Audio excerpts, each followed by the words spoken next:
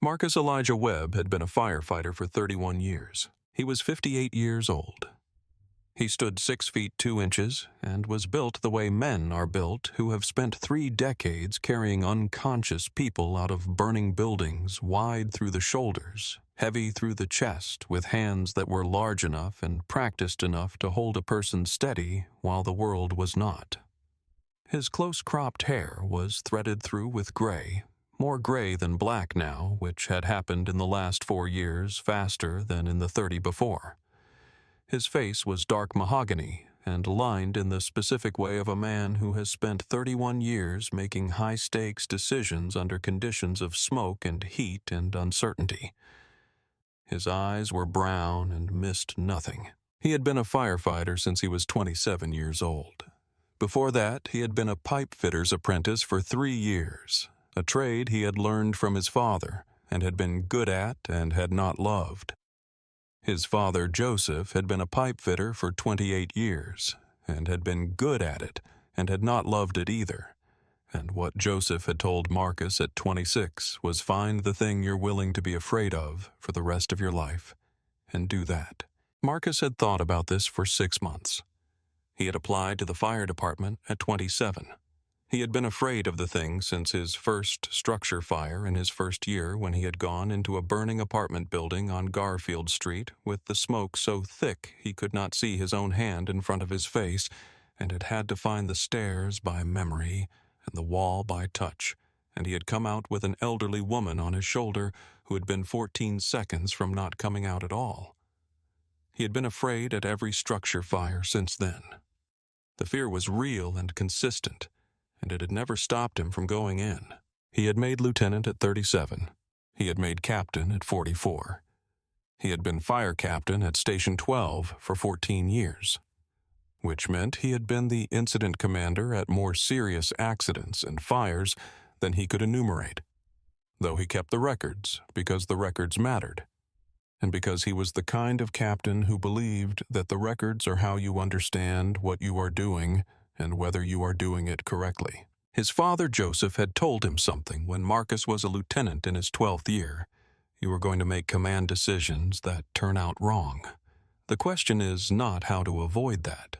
The question is how to learn from it completely enough that the next decision is better informed. Joseph had been talking about the steel mill when he said it about the specific kind of decision that a pipe fitter makes under pressure, and that has to be made with incomplete information, and that sometimes turns out to be wrong. But Marcus had understood that the principle was broader. He had applied it to 31 years of incident command. He had 3 files in his office cabinet labeled with the dates of the 3 fatalities and their full incident reports. He had reviewed those reports 37 times over 22 years. He had extracted from each review a specific finding that he had written on a separate page and that he had incorporated into his training of new crew members. The findings were not dramatic. They were specific. They were the product of understanding exactly what had gone wrong and exactly what would have needed to be different. He was the kind of captain who understood that doing the work well over a long period of time is not the product of being exceptional. It is the product of being willing to look without flinching at every place where you were not good enough and then becoming good enough at that specific thing. The 31 years had produced a man who was harder to surprise than most and who knew what to do in situations that surprised him anyway.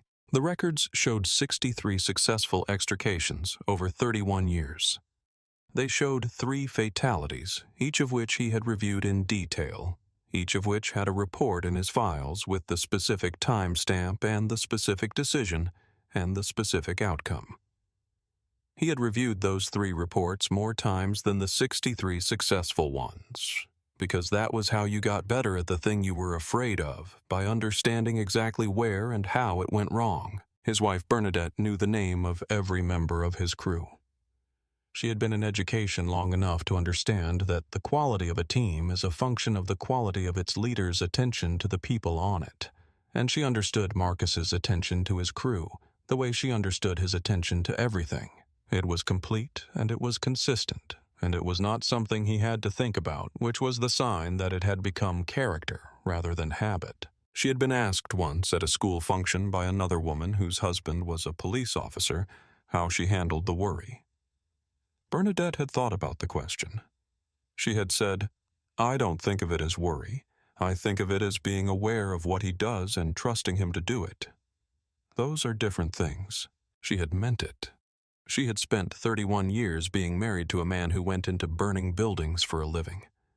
And what she had learned in 31 years was that the worry was not productive and the trust was not naive. Marcus was not reckless. Marcus had never been reckless. He went into burning buildings because that was the work, and because he was good at the work, and because he had built in 31 years the specific capacity for managing extreme situations that made him the right person for the situation. He had a technique he had developed in his 9th year. It had begun as instinct and had become practice. The technique was verbal contact, continuous, specific personal verbal contact with a crash victim who was at risk of losing consciousness. Not general talk, not the clinical language of emergency medicine. The person's name said, plainly said repeatedly with the specific cadence that communicated, "I am here. I am not leaving you, are not going anywhere alone." He had developed it in his 9th year after a rescue in which a woman in a burning apartment building on the 4th floor had been going unconscious from smoke inhalation and had been falling toward the point from which people do not reliably come back. And Marcus had been with her while the crew worked the stairwell below them, and he had needed to hold her in consciousness for 4 minutes until the path was clear. He had talked to her about her daughter. He had known from the photograph on the shelf that there was a daughter maybe 8 years old, a photograph in a school hallway in a green dress. He had described the photograph back to her. He had said, "She's wearing green. She's smiling. She's going to be at the school play. You need to be there for the school play." The woman had stayed. Marcus had filed a note in his own records about the technique. He had used it 61 times since. 61 times he had crouched or stood or knelt beside a person who was at the edge of consciousness and had talked them toward him and away from the edge using their name, using what he could find out in the first 60 seconds about who they were, using the specific quality of voice that he had developed over 31 years, and that his crew called the captain's voice not loud, not urgent, but certain in the specific way of a man who has been inside burning buildings and has come out and has no reason to believe that the current situation is the one that will be different. His wife Bernadette was a principal at Roosevelt Elementary School. She had been in education for 28 years. They had been married for 31 years. They had a son, Andre, who was 30 and who worked in software engineering in Seattle, and who had called his father every Sunday for the last 8 years, without exception, even during the 3 weeks when Andre had been traveling through parts of the world where the call required some effort. Bernadette had a practice of saying at dinner before they ate, "Name something good from today." She had started this practice when Andre was 7 and had continued it for 23 years. She said, "You can be dealing with anything in the world. Something good is always findable. The practice of finding it matters." Marcus had thought about this practice on more than one occasion at 3 in the morning after a difficult call. He had always been able to find something. The call came in at 4:09 p.m. on a Tuesday in March. A 2-car collision at the intersection of Route 9 and Palmer Avenue eastbound. Multiple vehicles involved. One confirmed entrapment. The dispatcher's voice was precise and calm. It was always precise and calm, which was one of the things Marcus respected about the dispatch center, that they had trained their people to deliver bad news in a tone that was useful rather than alarming. Tommy Reyes was in the bay when the alarm sounded. Tommy was 35 years old and had been at Station 12 for 10 years, which meant he had been at Station 12 long enough to know the captain's procedures and not long enough to take them for granted, which was in Marcus's estimation exactly the right position for a firefighter to be in. Tommy pulled on his gear without speaking. The crew loaded in 38 seconds.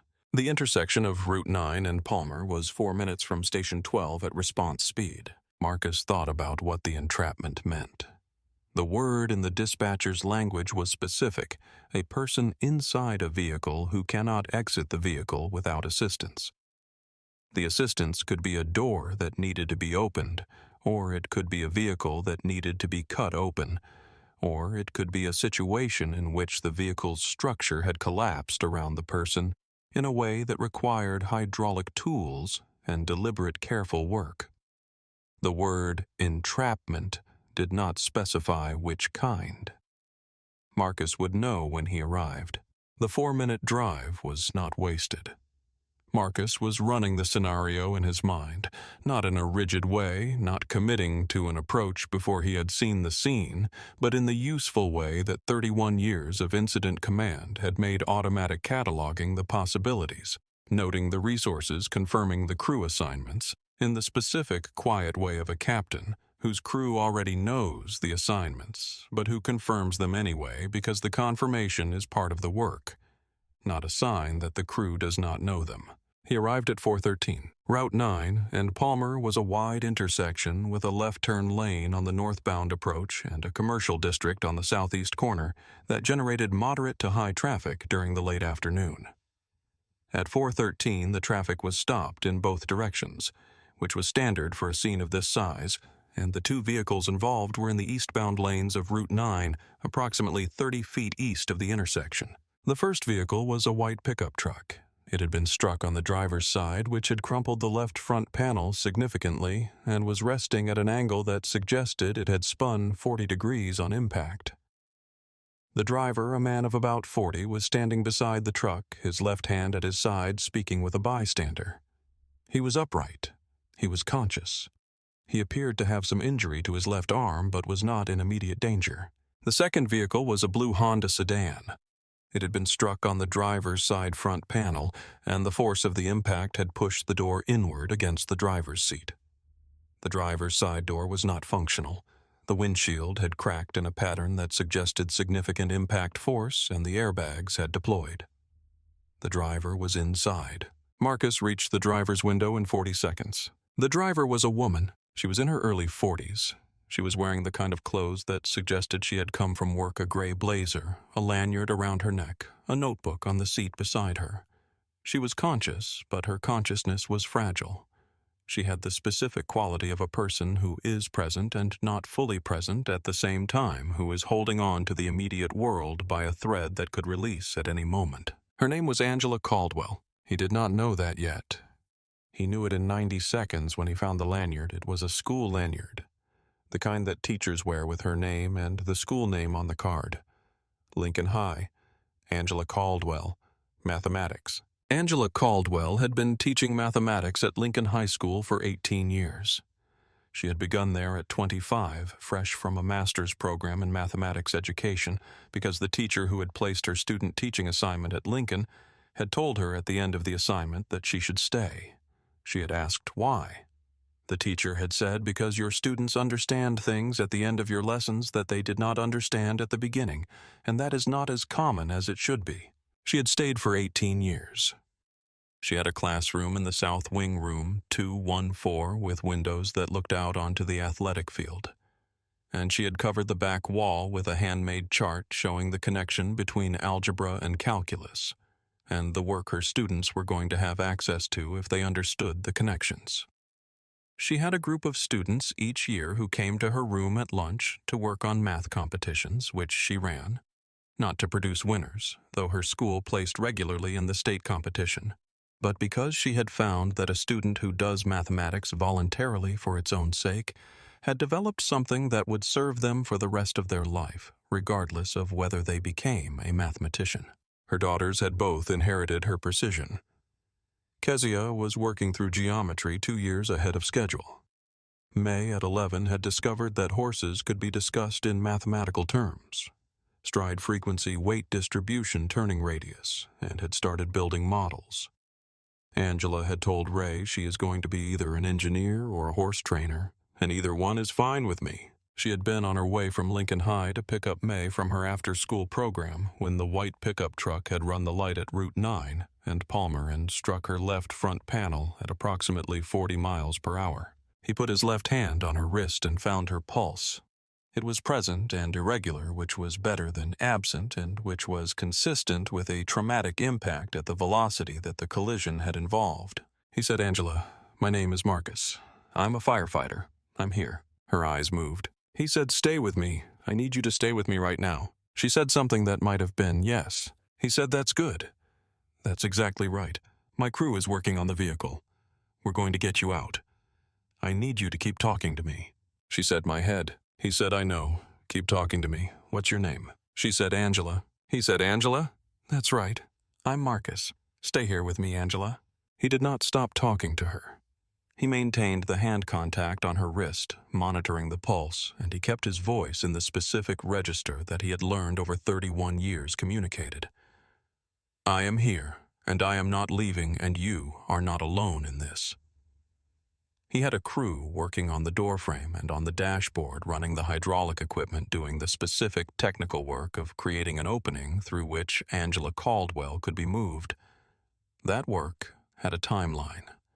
The timeline was dependent on the specific condition of the vehicle and on whether Angela's condition allowed for the time the work required. What Marcus was doing at the window was keeping the timeline viable.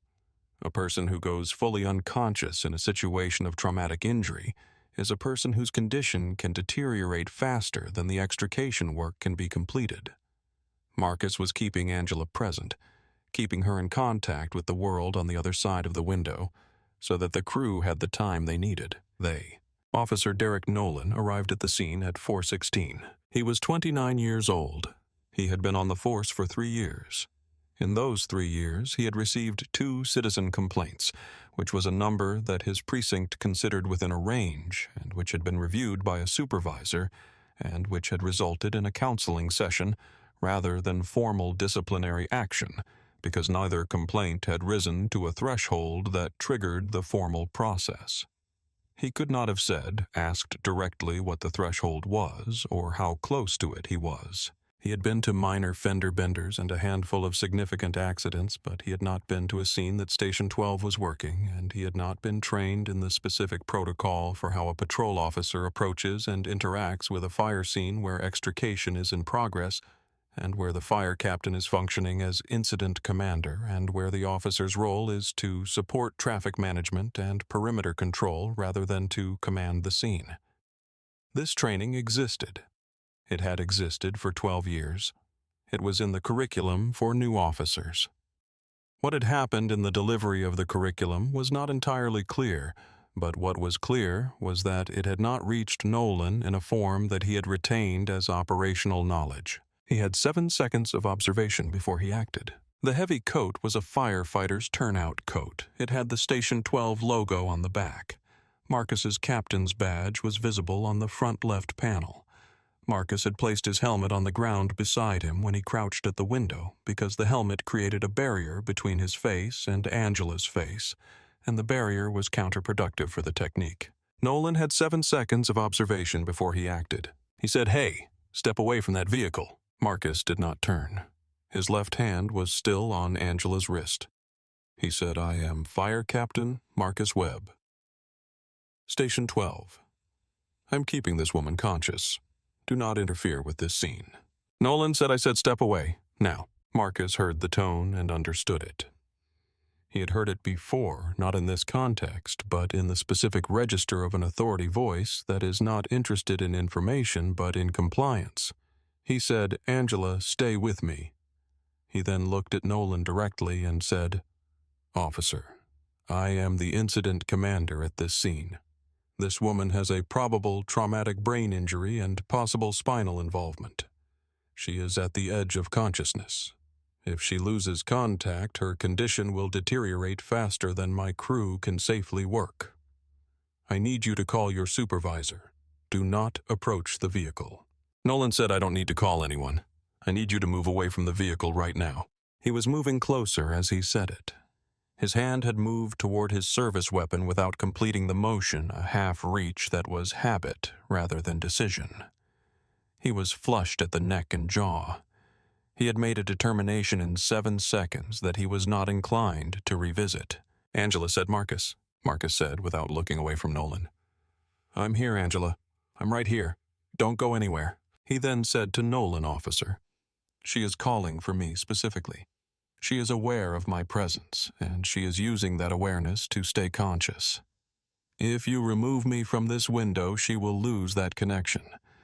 I am formally advising you that removing me from this scene constitutes interference with an active emergency medical response." Tommy Reyes had looked up from the other side of the vehicle when he heard Nolan's voice.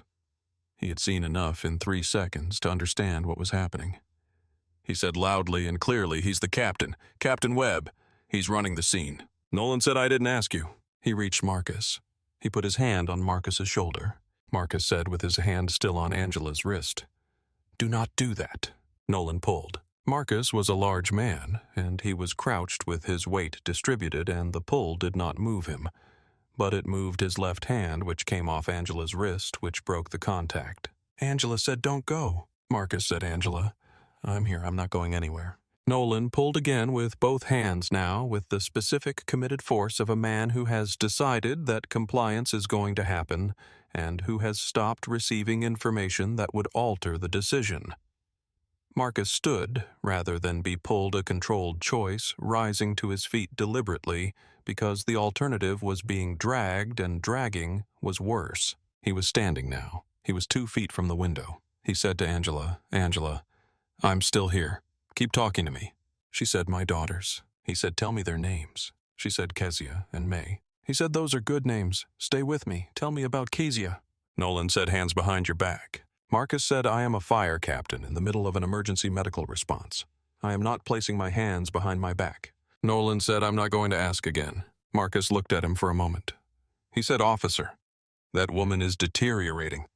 Look at her." Nolan did not look at the window. The handcuffs came out. Marcus said, "I am advising you that this is unlawful detention of an emergency responder during an active rescue operation, that it is interference with a medical emergency, and that it will be documented completely." Nolan put Marcus in handcuffs. The handcuffs clicked. Marcus stood with his hands behind his back and did not struggle and did not raise his voice, because struggling and raising his voice were not going to help Angela Caldwell, and Angela Caldwell was what mattered. He thought about his father. He thought about what Joseph had told him at 17. The people who keep their heads are the people who decided before the crisis what they were going to do. You can only decide how you're going to meet it. He had decided. He was going to meet this by staying present for the woman at the window. He was going to stay calm, because calm was the only thing the woman at the window could use. He was in handcuffs behind a patrol car, and he was the incident commander of a rescue in progress. And both of these things were true at the same time, and only one of them could be changed in the next 60 seconds, so he was going to focus on the one that could be changed. He had been in situations in his 31 years where the situation was wrong, and where what was being done was wrong, and where the most productive thing he could do was the thing that was right in front of him that needed doing. He had always found the thing. The thing was always findable. Angela Caldwell was the thing. He said in the direction of the window, "Angela, I'm still here. I can't hold your hand right now, but I'm right here.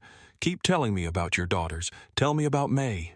There was silence from the vehicle for 3 seconds. "Then she likes horses." He said, "Tell me about the horses." He was keeping his voice at the register that communicated nothing has changed. The world is still here. You are still in it with me. Tommy was at the window. He had come around the vehicle when Marcus was pulled back. He had his hand where Marcus's hand had been. He was looking at Angela, and he was talking to her, and his voice was good. But it was not Marcus's voice, and it was not 31 years, and it was not the specific quality of a man who has done this 61 times and knows what the voice is for. The hydraulic equipment was still running. The crew was working the door. The timeline was moving. Angela had been at the edge of consciousness since Marcus arrived.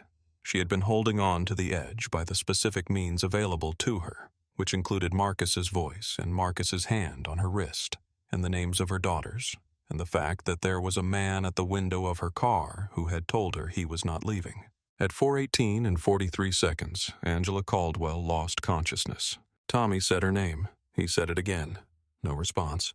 The hydraulic equipment kept running. The EMS unit, which Marcus had requested at 4:13 and which had been en route since 4:14, arrived at 4:19 and 20 seconds. 37 seconds. The paramedics were at the vehicle in 11 seconds. They assessed, moved, adjusted, administered. They were working the specific medical stabilization that was their expertise and that Marcus's crew was not equipped to perform. They worked quickly and with the specific clean focus of people who know exactly what they are doing. At 4:20 and 4 seconds, Angela Caldwell's eyes opened. The paramedic said, "Angela, can you hear me?" She said, "Where is Marcus?" "He said he's here. He's at the scene." She said, "Okay." She did not lose consciousness again. Nolan was standing 6 feet from Marcus near his patrol car when Officer Tamara Chen arrived at 4:22. Chen had been on the force for 14 years. She pulled in on the east side of the scene and got out and walked to where she could see the full picture.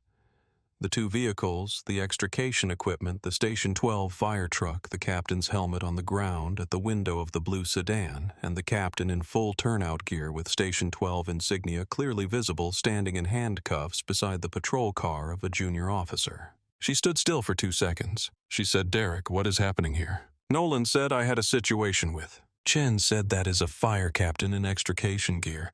Why is he in handcuffs?" Nolan started to explain. Lieutenant Harold Simmons arrived from Station 12 at 4:24. He had heard the situation on the radio from the moment Nolan had first spoken and had driven to the scene from the station, which was 4 minutes away. He walked directly to Marcus and looked at the handcuffs and looked at Marcus's face. Marcus said, "I'm fine. How's Angela?" Simmons looked over at the vehicle where the paramedics were working and where the extrication was continuing with the hydraulic equipment cutting through the door frame. He said, "They have her. She's stable." He looked at Nolan.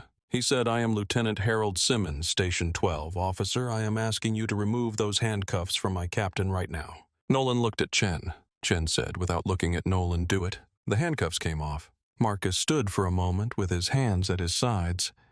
He looked at the blue sedan. He looked at the paramedics working at the window. He picked up his helmet from the ground and walked to the vehicle and stood behind the paramedics and watched them work. He did not interfere. He watched. He was available. The extrication of Angela Caldwell was completed at 4:31. She was transported to University Medical at 4:33. Marcus stood at the scene until 4:47 when the last of the Station 12 equipment was loaded. He gave his account to Officer Chen, who had stayed at the scene after Nolan had been directed to return to the precinct and await a supervisory meeting. Chen wrote everything down.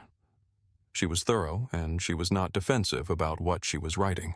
She said, "Captain, I am sorry for what happened here." He said, "Get the training right. That's what matters." He meant it. He had been in situations that required someone to say something useless, and situations that required someone to say something useful, and he had gotten good at identifying which was which and what. Officer Chen needed from him right now was not the conversation about what had been wrong with this afternoon, but the specific statement of what needed to happen so that it did not happen again. There were 14 people in the stopped vehicles on Route 9 who had watched the confrontation. 2 of them had taken out their phones. One had recorded 3 minutes and 40 seconds of footage that included the handcuffing and the period in which Angela was unresponsive.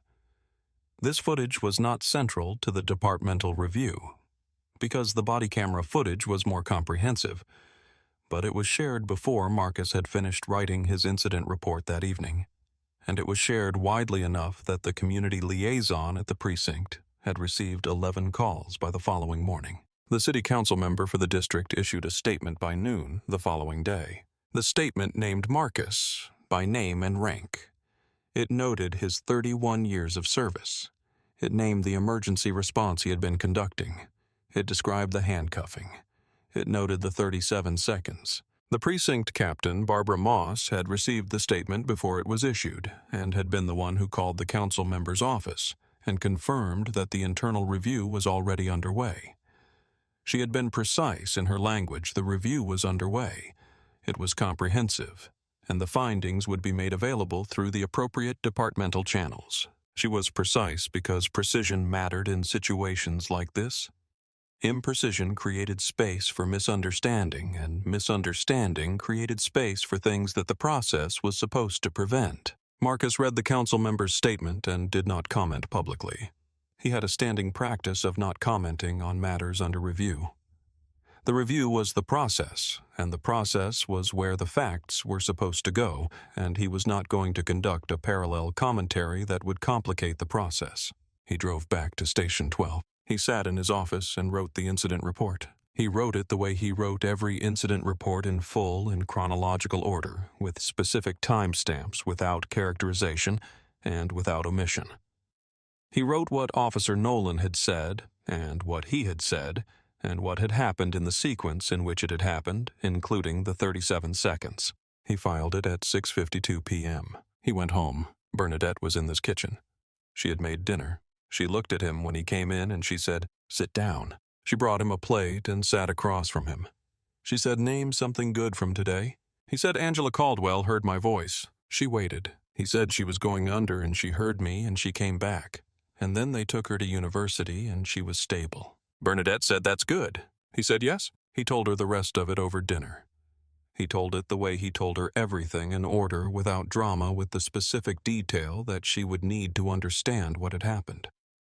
She listened the way she always listened, completely without interrupting, with the particular quality of presence that he had understood from the first months of knowing her was what made her the person she was. When he was done, she was quiet for a moment. She had been a principal for 11 years and a teacher for 17 before that, and she had been married to Marcus for 31 years. And what those 3 experiences had in common was that they had taught her the difference between the things that needed to be said and the things that needed to be heard. She had gotten good at identifying which was which and at providing whichever was needed. What Marcus needed right now was not analysis or comfort or reassurance. He had all of those things internally. What he needed was someone who was willing to sit with the weight of the afternoon alongside him without trying to lift it, because the weight was not the kind that could be lifted by someone else's effort, and attempting to lift it was a form of not understanding it. She sat with it.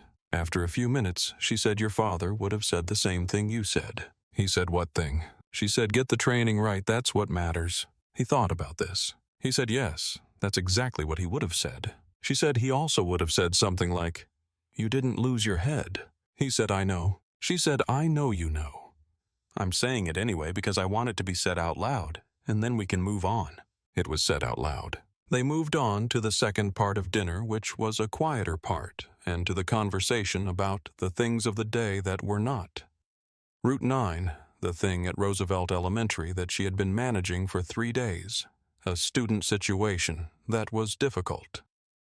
In the specific way that situations involving 12-year-olds and their parents can be difficult, and the call from Andre that Marcus had mentioned, and the thing about the Saturday plan with Bernadette's sister. The ordinary evening was a form of insistence. He had always understood this. His father, Joseph, had worked 28 years in a steel mill and had not loved it, and had done it well and had come home from it without bringing the hard parts home, because that was what Joseph believed a man's obligation to his family was, to leave at the gate what happened at the gate. Joseph had told Marcus at 17 what he told him about the thing you're willing to be afraid of. He had also told him the people who lose their heads in a crisis are the people who already decided before the crisis what they were going to do. The people who keep their heads are the people who decided to wait and see. You can't decide what's going to happen. You can only decide how you're going to meet it. Marcus had met this afternoon the way he met everything. Angela Caldwell woke up fully at 8:44 p.m. at University Medical. The attending physician was a woman named Dr. Nina Okafor, who had been working emergency medicine for 16 years and who communicated with families in the specific, direct manner of someone who has learned that what families in emergency situations need is not comfort, but information, and that accurate information provided clearly is the most comfort available. She told Ray Caldwell, who had been in the waiting area since 4:50 when the hospital had called him, that Angela had a moderate traumatic brain injury, a fractured collarbone, and 3 cracked ribs, and that she was stable, and that the prognosis was good, and that the recovery was going to take time and was going to require care and was going to be complete. Dr. Okafor had also told him something else which she said not as part of the formal medical report, but as the kind of additional information that a physician provides when the information is relevant to the family's understanding of what had happened. She said the paramedics' report notes that your wife was unresponsive for 37 seconds before their arrival, and that she had been in continuous verbal contact with the first responder prior to that period. The neurological picture we're seeing is consistent with a patient who maintained some level of consciousness through active engagement.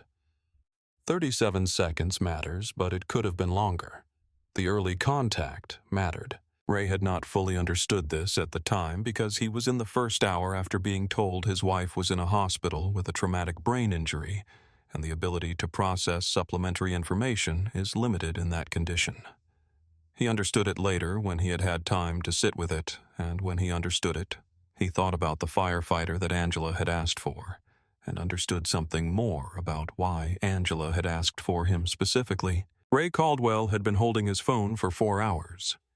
He had called Kezia, who was 14, and May, who was 11, and had told them their mother was hurt and was in the hospital and was going to be okay, and had heard in both of their voices the specific quality of terror that a child's voice has when the word hospital is in the same sentence as the word mother. He went into Angela's room. She was awake. She looked at him and said, "Ray." He said, "I'm here." She said there was a firefighter. He said, "I know." She said he kept saying my name. Every time I started to go somewhere, he said, "Not yet, Angela. Stay here a little longer. I need you to stay." She said, "I want to thank him." Ray Caldwell came to Station 12 at 10:15 the following morning. Marcus was in his office reviewing the incident report and the departmental notification that had arrived at 8 that morning regarding the internal review of Officer Nolan's conduct. The review had been initiated the previous evening by Nolan's precinct captain, Barbara Moss, who had received Chen's report and Simmons's report, and who had 15 years in command positions, and who had read both reports and had understood what they contained. Tommy opened the office door and said, "Captain, there's a man here asking for you. Says his wife is Angela Caldwell." Marcus stood. He walked out to the bay where Ray Caldwell was standing beside his car. Ray Caldwell was a man of about 47 in the clothes of someone who has not thought about clothes this morning, who had been in a hospital waiting room for 4 hours last night, and had come directly from the hospital to this station without going home. He looked at Marcus and said, "My wife asked for you. She said you kept her here." Marcus said, "How is she?" Ray said she has a TBI, a broken collarbone, 3 cracked ribs. She's going to recover. The doctor said the recovery will be complete. He paused. She said your voice was the last thing she was sure about, that she kept trying to go, and you kept saying, 'Not yet.' She said she needs you to know that it worked." Marcus was quiet for a moment. He said she did the hard part. I just gave her something to hold on to. Ray said she said you told her about Kezia and May. You knew their names. Marcus said she told me their names. I remembered them. He said, "I'm glad she's okay." Ray extended his hand. Marcus took it. The handshake was the specific kind that men give each other when words are not enough, and the hands have to say what the words cannot. Ray Caldwell said, "Is there anything I can do? For you, for the station?" Marcus said, "Tell Angela to take her time. A concussion is a serious thing and the recovery is a process, and she should not rush it." Ray said the doctor said the same thing. Marcus said the doctor is right. Ray left. Marcus stood in the bay for a moment after Ray's car had gone. Tommy was at the truck doing a check on the equipment, which was where Tommy generally was when he was not fighting fires or on a call. Tommy did not look over. He had been at Station 12 for 10 years, and he understood the specific quality of the captain's silence that meant leave it alone. Marcus went back to his office. The internal review of Officer Derek Nolan's conduct was conducted by the department's Professional Standards Unit over the following 9 days. The review examined the incident in the order in which it had occurred: the arrival, the first verbal exchange, the physical contact, the handcuffing, the 37 seconds, the arrival of Officer Chen, and the arrival of Lieutenant Simmons. The review used Marcus's incident report and Tommy's statement and Chen's report and Simmons's report and the body camera footage from Nolan's vest, which had been recording from the moment Nolan stepped out of his patrol car. The body camera footage was thorough. It showed Marcus's turnout gear. It showed the Station 12 insignia on the back of the coat. It showed the captain's badge on the front panel. It showed the helmet on the ground. It showed Marcus's hand on Angela's wrist. It showed Marcus identifying himself as Fire Captain Marcus Webb Station 12 at the first moment Nolan addressed him. It showed the full sequence of the confrontation. It showed the 37 seconds between the handcuffing and the EMS unit's arrival during which Angela was unresponsive. Captain Barbara Moss reviewed the footage 3 times. She had been in command positions for 15 years. She had reviewed a significant number of officer conduct situations. She had learned in 15 years that the purpose of a review was not to assess blame, but to understand what had happened, and why, and what needed to change, so that it did not happen again.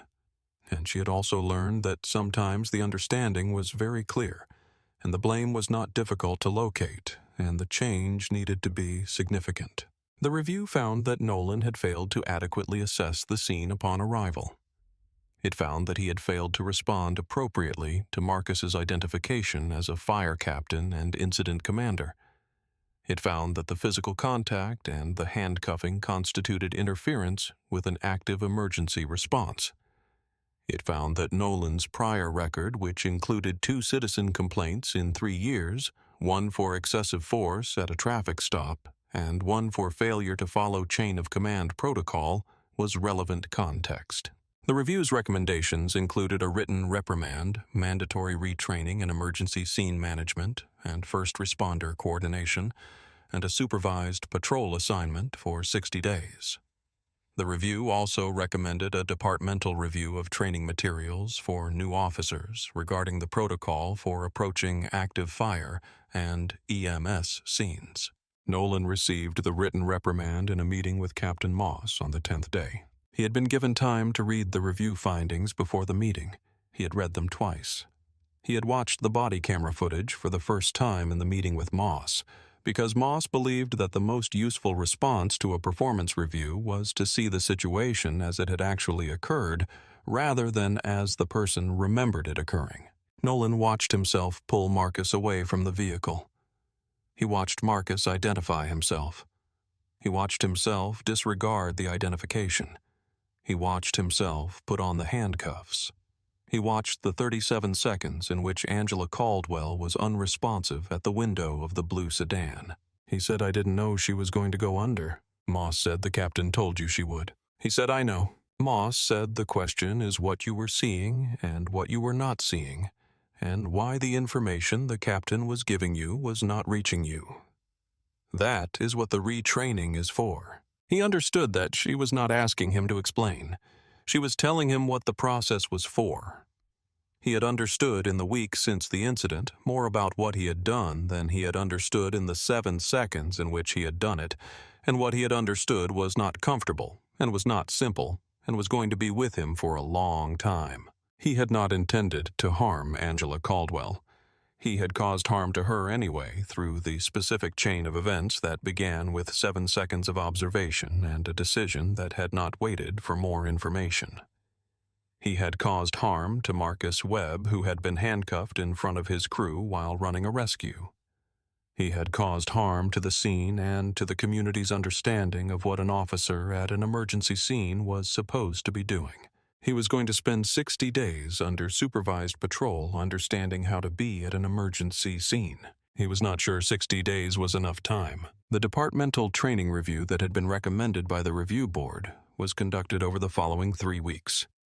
It looked at the curriculum for new officers with respect to first responder coordination protocol, the specific module about how a patrol officer approaches an active fire or EMS scene, what the incident command structure means in practice, and what the officer's role is when a fire captain has designated himself incident commander. The review found that the module existed in the curriculum and had been in the curriculum for 12 years. The review also found that in the most recent cohort of officers, the module had been delivered in an abbreviated form due to scheduling constraints in the training cycle, and that the abbreviation had removed the operational scenario exercises that were the component through which the module's content became retained knowledge rather than information that had been received and not processed. The training was updated. The scenario exercises were reinstated. The department issued an internal memo confirming the update and noting that all officers currently on active patrol who had trained in the abbreviated version would be required to complete the supplementary scenario exercises within 60 days. Nolan completed the supplementary training in his 4th week of supervised patrol. Angela Caldwell was discharged from University Medical after 11 days. The recovery took 4 months. The TBI was the most demanding part, not the most painful, which was the ribs, but the most present, which was the specific cognitive impact of a moderate traumatic brain injury on a mind that had been working with mathematical precision for 43 years, and which was now operating in the specific fog of a healing brain. She could not grade papers for the first 3 weeks. She could not read for sustained periods for the first 6. She had headaches that her neurologist tracked with the same precision she had applied to tracking her students' progress. She went back to Lincoln High in the middle of April. Her department chair, a man named Gerald, who had been in the mathematics department for 22 years, had arranged for her room to be exactly as she had left it. He had asked the evening custodian to leave the wall chart undisturbed. He had not replaced her with a long-term substitute. He had divided her classes among the department temporarily, with each teacher taking 3 students of Angela's more advanced work, because he had decided that the students who were close to a critical understanding point needed continuity of mathematical instruction, and the best way to provide that was to bring the department around them until Angela could return. She walked into room 214 on a Tuesday morning in mid-April. The students were there. She had not told them she was coming back that day.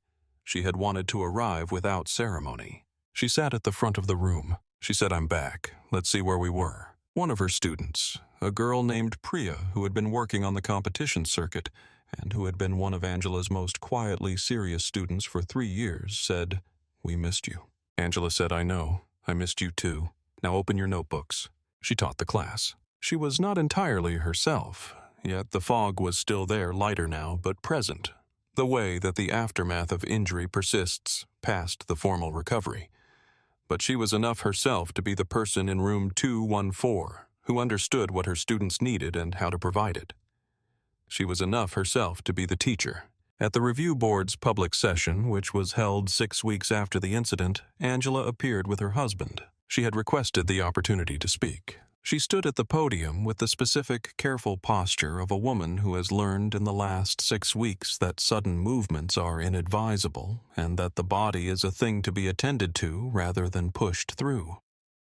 She looked at the review board and she said what she had come to say. She said, "I was conscious in that car because a firefighter talked to me. He held my wrist and he said my name, and he told me to stay, and I stayed. I was conscious when the officer arrived. I was conscious through most of what happened. I know what happened. I know he was pulled away from my window. I know there were 37 seconds. I know that those 37 seconds ended because the paramedics arrived and not because the interruption was undone." She said, "I am standing here because Marcus Webb spent 31 years learning how to do what he did at my window on Route 9. I am standing here because he kept talking even when he was in handcuffs, and because when I was going somewhere he could not follow his voice was the thing I could still hear." She said, "Get the training right. That is what he asked for. I am asking for the same thing." She sat down. The board chair said, "Thank you, Ms. Caldwell." She said, "Mrs. Caldwell." He said, "Mrs. Caldwell." He was going to spend 60 days under supervised patrol, understanding how to be at an emergency scene. Marcus went back to work on the following Tuesday. The station was the same. The equipment was the same. Tommy was doing a vehicle check when Marcus arrived at 7, which was where Tommy generally was. The crew came through with the specific greeting of people who work in close quarters and who express regard through proximity and normalcy rather than through words. Tommy looked at Marcus once directly and then went back to the vehicle check. This was not indifference. This was Tommy understanding that the captain did not need anything from him right now except the normalcy of the morning which Tommy was providing by being exactly where he always was doing exactly what he always did. Tommy had been at Station 12 for 10 years. He had learned what the captain needed and did not need in most situations. This was not a difficult case. He had been at the scene. He had been the one at Angela's window during the handcuffing his hand, where Marcus's hand had been his voice doing the work that Marcus's voice could not do from 6 feet behind him. He had kept talking to her. He had held the window. She had gone under anyway, and then she had come back. Tommy had written his statement for the review that night without being asked. He had written it in full with timestamps because he had been paying attention to the timestamps, and because he had been in the fire service long enough to understand that the timestamps are how you tell the truth in a way that cannot be argued with. His statement had been one of the 5 documents in the review file. He had not said anything to Marcus about the statement. Marcus had read it in the review materials and had noted its quality and had not mentioned it because the quality of Tommy's work was a fact, and facts did not require Marcus to note them. The morning was ordinary. Marcus went into his office. He called Andre at 9, which was 6 in the morning in Seattle, which Andre knew about because it was a Sunday call pattern that had moved to a Tuesday, and Andre picked up in 2 rings, which meant he had been waiting. Marcus told Andre what had happened. He told him in the same order he had told Bernadette, and Andre listened the same way Bernadette listened completely without interrupting. Andre said, "How are you?" Marcus said, "I'm fine." Andre said, "I know you're fine. I'm asking how you are." Marcus said, "I thought about your grandfather." Andre said, "Which thing of his?" Marcus said the thing about keeping your head. Andre was quiet for a moment. He said, "She's okay." Marcus said, "Yes, she's going to be okay." He said her name is Angela Caldwell. She teaches mathematics at Lincoln High. She has 2 daughters named Kezia and May. Kezia is 14 and May is 11. May likes horses. Andre said, "How do you know all that?" Marcus said, "She told me. When I was keeping her present, she told me. That's how the technique works. You learn who they are while you're keeping them here because they're still here enough to tell you." He said she called my name when she woke up. 4 hours later, in the hospital. She called my name. He heard the quality of Andre's silence on the other end. He said that's the thing you can take home at the end of 31 years. Not the fires, not the machinery, not the paperwork. That a woman in a blue sedan on Route 9 heard your voice and held on to it, and 4 hours later she was asking for you by name. Andre said, "Yeah." He said, "I'll call you Sunday." Andre said, "I'll be here." Marcus hung up the phone. He looked out the window of his office at the bay, where Tommy was completing the vehicle check, and where the morning light was coming in at the angle it came in at in March. And he thought about the Tuesday before last, and about Angela at the window, and about May and the horses, and about the 37 seconds. And then he thought about what Ray Caldwell had said in the bay. She said your voice was the last thing she was sure about. He thought about his father. Joseph Webb had worked 28 years in a steel mill and had come home without bringing the hard parts home, and what he had left for Marcus was the specific understanding that the work is not what you carry, and the work is not what you lose. The work is what you go back to after everything, because the work is where you find it. He had thought about Joseph many times in the years since he died. He had died 9 years ago at 75 in the house where Marcus had grown up with Marcus and Bernadette and Andre at his bedside. Andre had flown in from the West Coast in time, which Marcus had been grateful for because Joseph had wanted his grandson there, and his grandson had come. At the graveside, the minister had asked if anyone wanted to speak. Marcus had stood up. He had said, "My father told me to find the thing I was willing to be afraid of for the rest of my life and do that thing. He told me that the people who keep their heads in a crisis are the people who decided before the crisis how they were going to meet it." He had said, "I went into burning buildings because of what he told me." I don't think he knew he was sending me into burning buildings when he said it.